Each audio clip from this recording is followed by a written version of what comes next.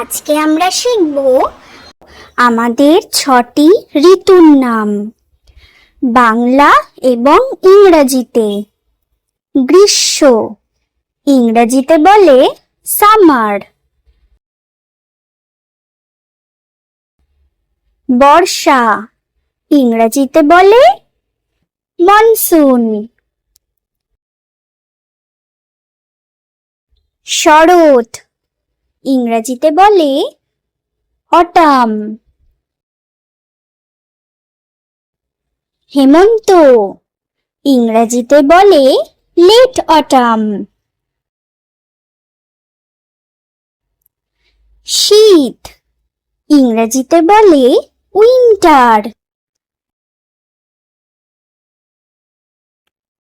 বসন্ত ইংরেজিতে বলে স্প্রিং।